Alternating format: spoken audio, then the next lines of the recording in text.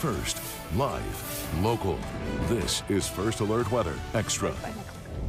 Hi there, welcome to First Alert Weather Extra. I'm meteorologist Payton Major, joined by Chief Meteorologist Mark Nelson. Hey Payton, how are you? I'm pretty good, how are you? I just realized I have the wrong clicker, so I'm going to step out of the view. That's okay, here, come to me real quick. Let me tell you about what we're going to do on this show. So basically, first, it's February and we are gradually gaining daylight, which is very exciting. I'm sure you've noticed the earlier sunrises, later sunsets. We're going to go to Mark and he's going to really kind of deep dive into daylight lengths and how much daylight we are gaining per day. Also, very warm at the coast. If you live over there or visited there today, we'll show you how hot it got. It was nice. And also even warmer tomorrow. We also have updated weekend rain timing. But first, Mark, are you ready now? Yeah, I'm all right. Perfect. I just had to get the other clicker. We had to switch machines, and it was That's right over there. I didn't mean to be so dramatic at the beginning. It was just switching the clicker. This one's a little more slippery. We don't have the little anti-slip stuff on. Yeah, this one has a little piece of Velcro. Should we show the people? Katie says that's disgusting because it collects germs because of the Velcro, like when Grandma used to put like the carpeted toilet cover. Oh, people used to do that in the 70s. It. Toilet seats that had like carpeting on the top.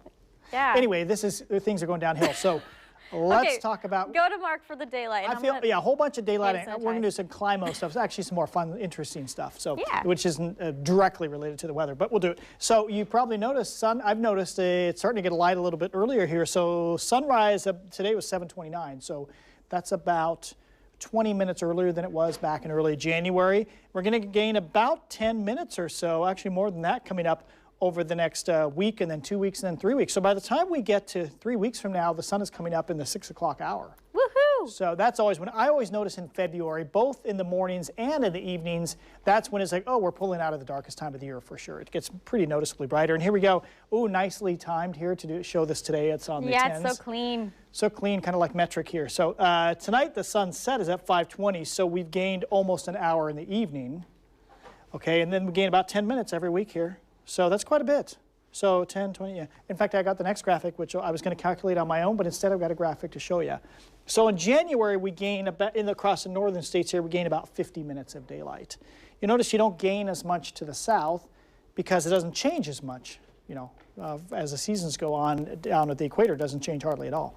Okay, so that's January, so we gain about 50 minutes. February, boy, it really takes off. We gain about 78, 80 minutes here across along the Columbia River, let's say. There's a faster gain as you move farther north. And then in March, things go crazy. We gain almost 100 minutes of daylight just in that month, okay? And let's just go through it. Oh, wait, what's going on? It's getting darker in April? No, the thing is, as we get closer to the summer solstice in April and May, the addition of daylight slows down because we're back to zero again, right? In June, let's see. Yeah, we don't gain much of anything in June. Yeah, but then, of course, then it starts getting darker in August, September, October, November.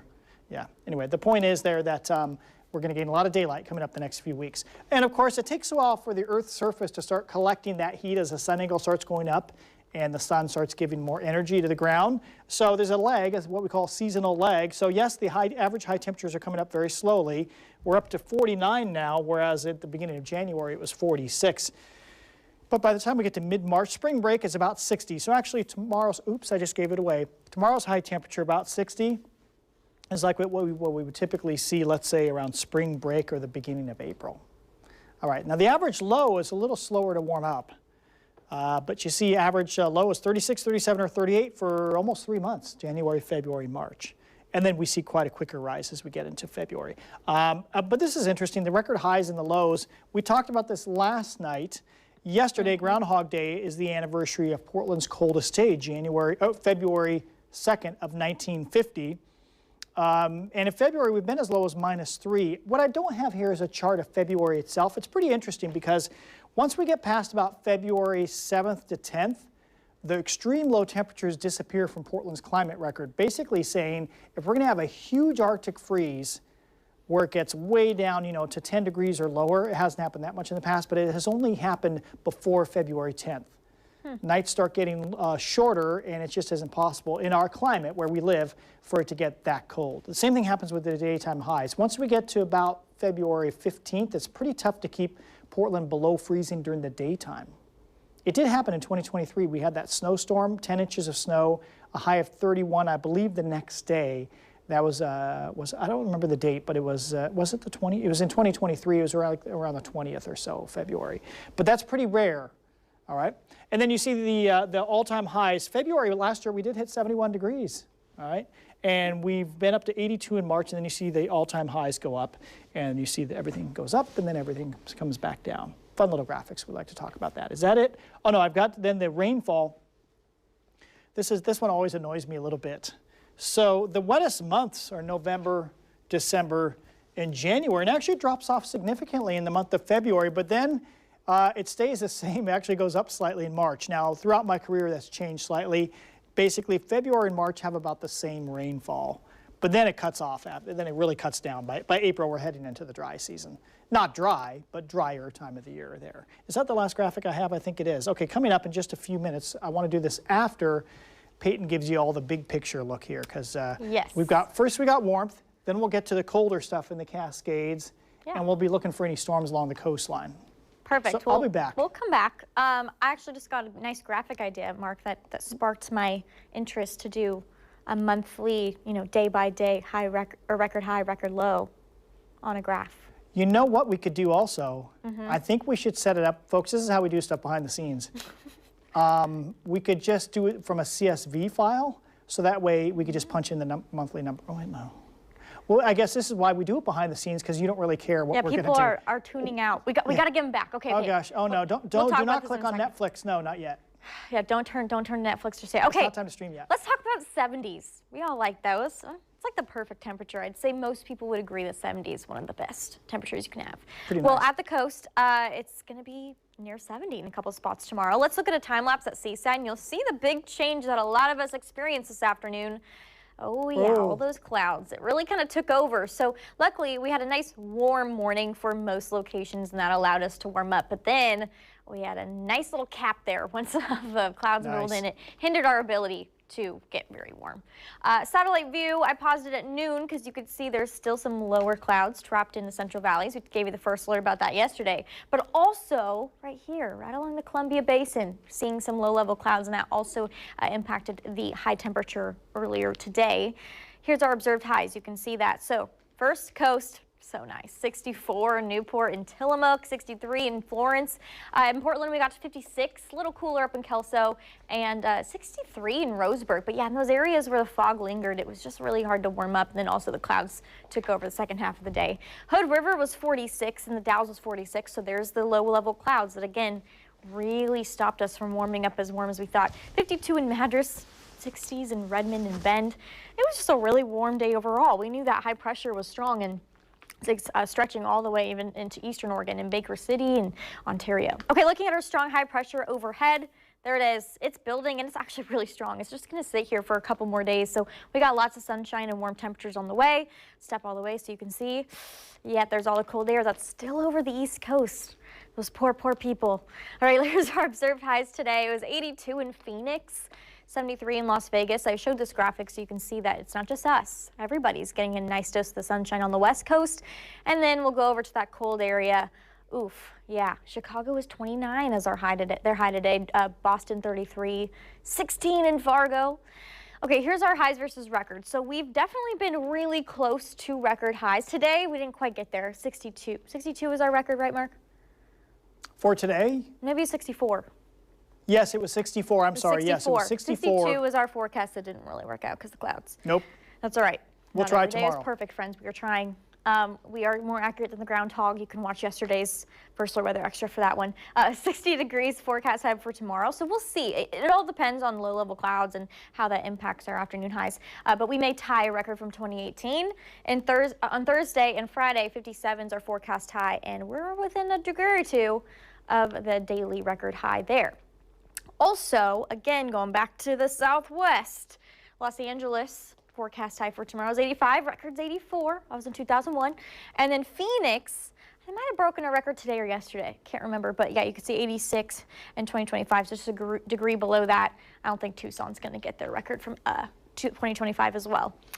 Okay, so overnight, still kind of cloudy. You can see those clouds lingering right over the Columbia Basin again. So we'll see what happens, but there is a little bit of clearing as we wake up. I think the same areas that got fog this morning will probably get fog again.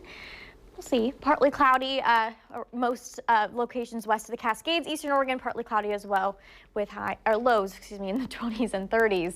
Here's our highs now. Okay, ready? Prepare your eyes.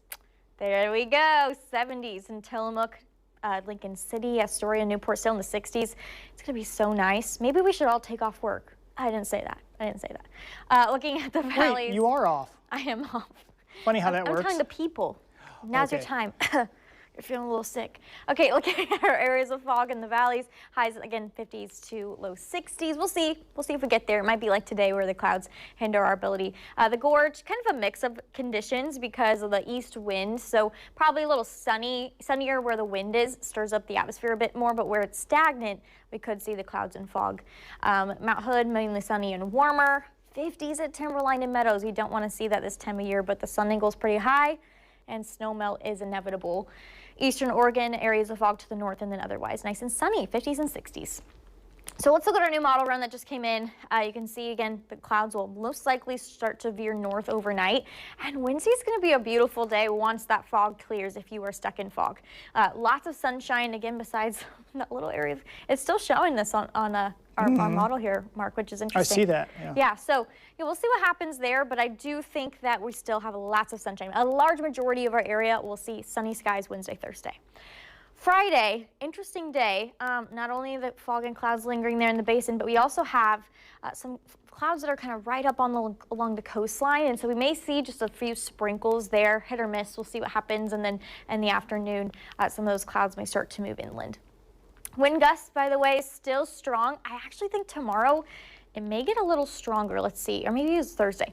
Yeah, Thursday. Thursday looks a little stronger, and we may see those gusts get around 45 miles per hour or even higher in some spots. Then it's actually been pretty light. I know we even have, but Pete lives in the West Hills and said he didn't even see or feel any gusty east wind today, which is good. So it didn't stretch too far. Also, air quality alert. This is just the air stagnation advisory. It's really annoying when your Alexa has this for days on end because you think it's super crazy and something, you should really pay attention to. But, this is still important.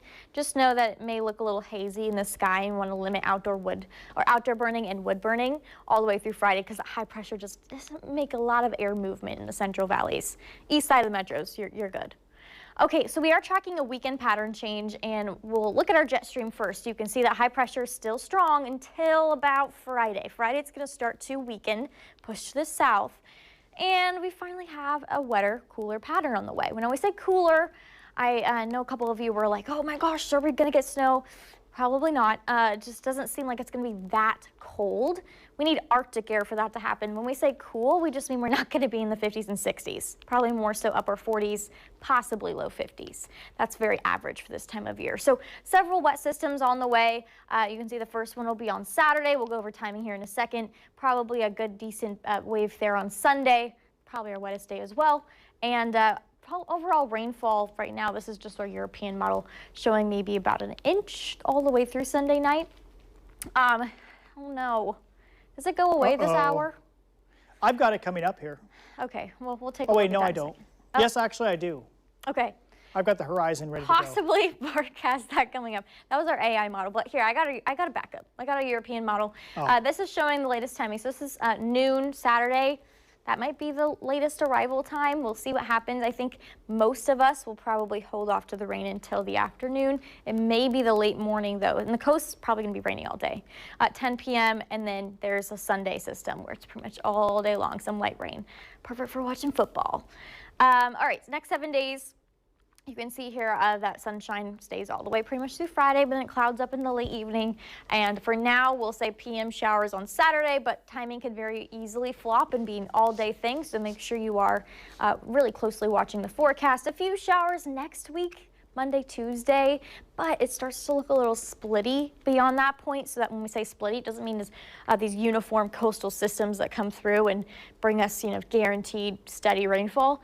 It's more so the showery stuff that just is weak and not as fun. So looking at, I don't know, Mark, I haven't seen any days pull out here. Is there anything I should note behind? Oh, you're going to try? You've done the records already, right? Yep. That's behind door number 2. I forget what's behind door number 1. Oh, door number 1, you covered it. It's the coast. Okay. Saturday, oh, no, we're going to cover that again. Yeah, I think everything's covered. The rest is snow, too. All right, easy enough. All right, Mark, tell us about Cascades, because Okay. it's what, been four weeks now? 4 weeks. Big snow? 4 weeks right now is when we had the big snowstorm. That's the last time we had significant snow. There's been an inch or 2 or 3, like twice, and that's it. I was going to say that's a live view of skee ball, but never mind. That's a nice view of traffic in the metro area. This shows you the average snow depth at Timberline Lodge, and their records go way back to 1950, that winter 49-50. And then, so you can see on average February 1st or so, we should have about 115 inches of snow on the ground, so that's approaching 12 feet. But I should say 10 feet. 10 Womp, feet. womp. Yeah, bad math. But there's only 36 inches of snow on the ground.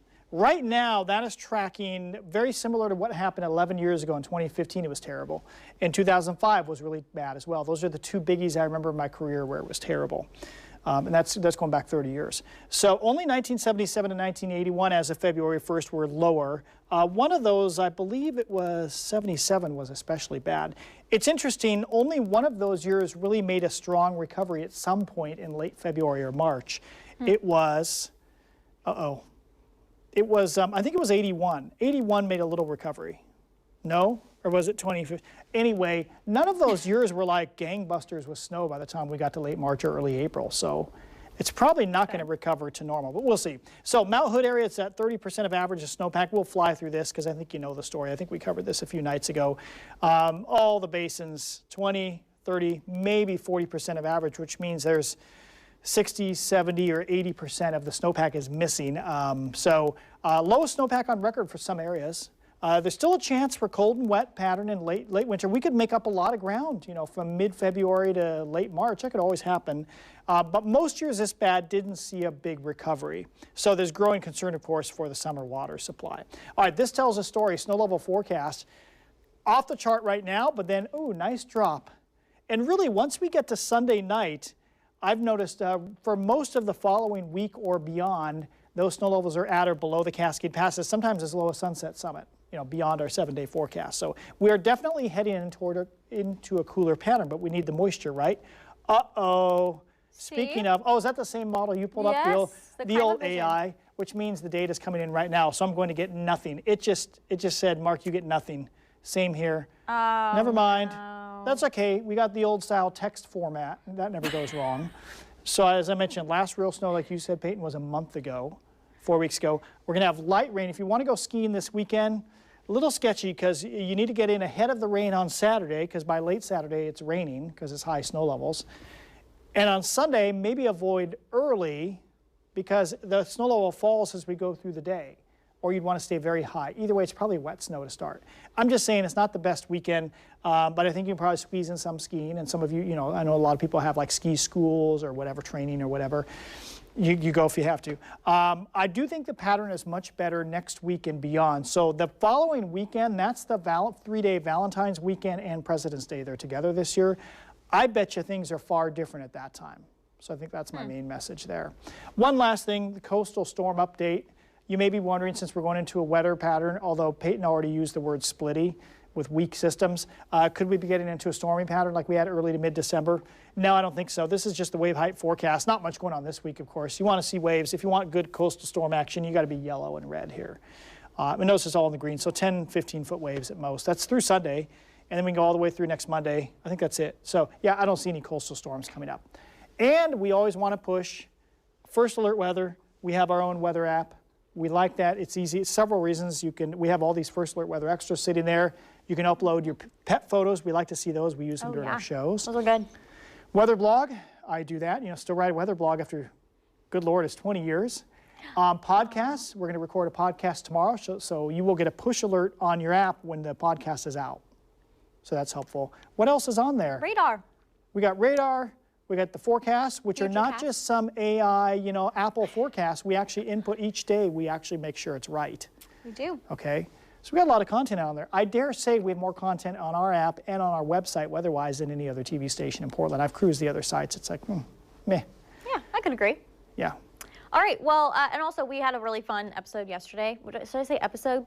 Streaming? I don't know. Yeah, you can say episode. Show yesterday on our website or on the app. If you want to check it out, it's all about Groundhog Day. We dove into the accuracy of Punxsutawney Phil. So the February 2nd episode. So find that from Monday. Yes. go back and watch maybe if you want to look back in a couple good weeks. stuff. All right, well, we will be recording our podcast tomorrow, but we'll be back on Thursday with that podcast right here. But thank you so much for joining us. We appreciate it. We'll be back at 8 on our Fox 12 Plus channel. See you then.